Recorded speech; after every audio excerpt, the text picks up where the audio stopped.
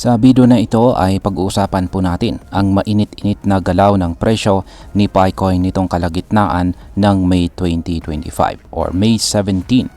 Matapos po ang matinding pagtaas mula po sa presyong 0.60 hanggang umabot sa $1.56, bigla namang bumagsak si Pi at ngayon ay nagpapahinga sa mga presyong 0.85 hanggang 0.90.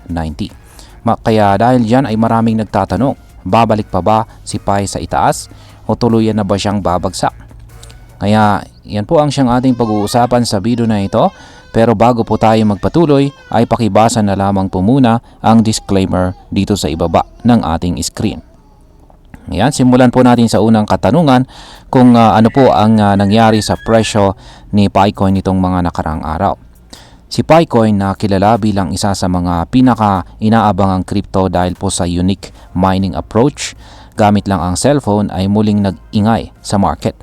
Noong mga unang araw ng May, sumabog po si Pi mula sa presyong 0.60 at lumipad hanggang $1.56. Pero tulad po ng karamihan sa crypto, mabilis din ang kanyang pagbaba. Ngayon ay nakita natin siyang umiikot-ikot sa presyong 0.85 hanggang 0.90. Ayon po sa huling update, ang kanyang presyo ay nasa 0.896. Tumaas po ng 3% intraday. Ibig sabihin nito ay kahit medyo nauntog si Pi, meron pa ring sinyales na baka bumalik ang kanyang lakas. Pero teka, ano nga ba ang sinasabi ng mga technical indicators? Yan, ano po ang ipinapakita ng chart tungkol sa galaw ni PiCoin? Kung titignan po natin ang kanyang 4-hour chart, yan, nakikita natin dito ay ang kanyang 4-hour chart, Pi Network USDT trading pair po ito at mula po ito sa datos ni OKX. Makikita natin na dito na si Pi ay nananatili pa rin sa ilalim ng isang descending trend line mula pa noong May 13. Pero sinusubukan niyang butasin ito pataas. May isa pang pattern na tinatawag na short-term wedge. At kung magkakaroon ng breakout si Pi sa itaas po ng presyong 0.91, maaaring magsimula na ang panibagong pagtaas. Pero kung babagsak po siya sa ilalim ng 0.84, baka humantong ito sa mas malalim na pagkalugi. Sa mas maikling 30-minute chart time frame naman ay meron tayong interesting pattern na nakita. Ayan, nakikita natin dito ay ang kanyang 30-minute chart time frame. Yan, ang pattern po na nakikita natin dito ay tinatawag na coiling pattern, kung saan ang presyo po ay gumagawa ng lower highs at saka lower lows. Ito ay sinyalis ng pag-ipon ng enerhiya o lakas ng market. Parang spring na pinipisil at kapag nabitawan, pwede po siyang biglang sumabog, paakyat or pababa. Yan, dito naman po tayo sa mga technical indicators ni PiCoin ngayon. Yan, unahin po natin sa RSI or Relative Strength Index. Yung nakikita po natin dito sa gitna, ayan po yung RSI.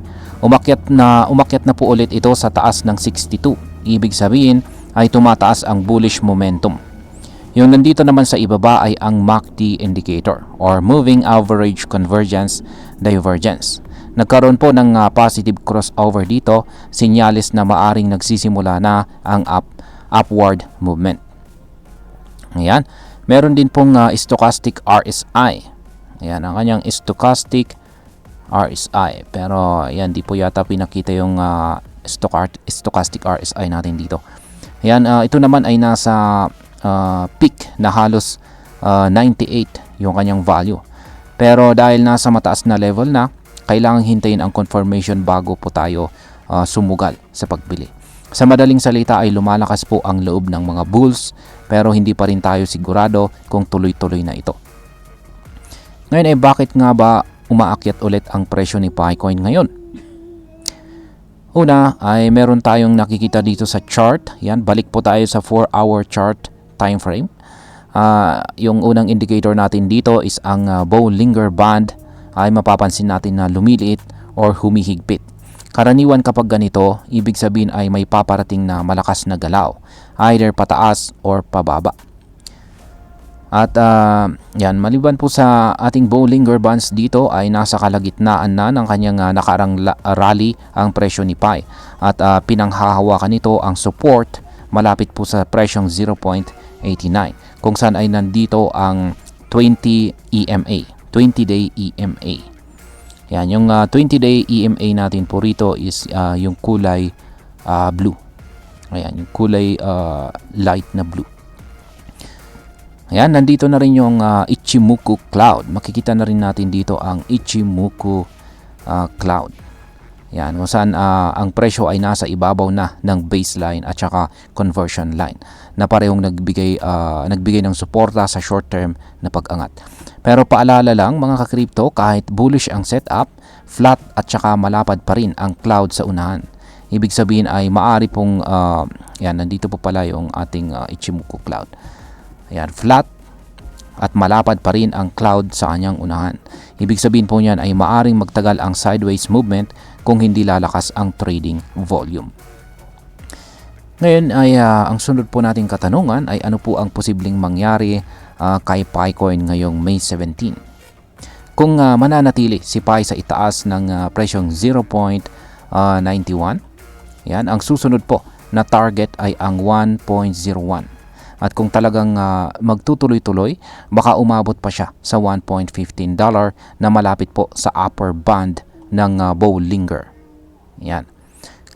Pero kung hindi po niya kaya ang 0.89 hanggang 0.91 na resistance, baka muling bumagsak si Pi sa presyong 0.83 at posibleng umabot pa sa 0.78.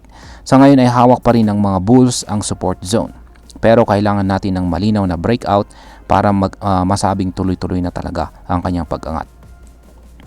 Ayan, pag-usapan naman po natin ang posibleng epekto nito para sa atin bilang mga Pinoy crypto traders at investors ni Pi Network. Ayan, para sa atin na sumusubaybay or may hawak kay PiCoin, ang sitwasyong ito ay parehong oportunidad at saka babala. Kung meron ka pong PiCoin holdings at nakuha mo ito sa mababang presyo, baka magandang ideya na bantayan natin ang presyong 0.91. Kapag nabasag po ito ay may chance pong makakuha tayo ng gains. Pero kung nagpaplano po tayong pumasok pa lamang, mas mainam po na maghintay ng confirmation breakout. Tandaan, buying the breakout ay mas ligtas kaysa sa catching the bottom kung hindi ka sigurado sa galaw ng market.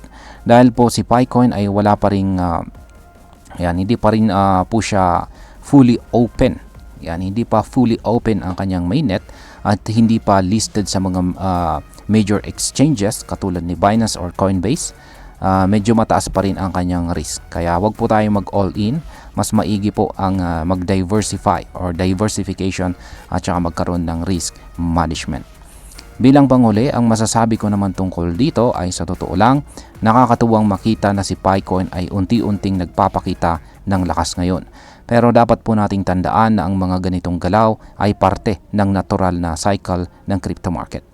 Oo, may potential po si Pi, lalo na kung tuluyan na itong mailista sa mga centralized exchanges at magbukas na or fully open na ang kanyang mainnet.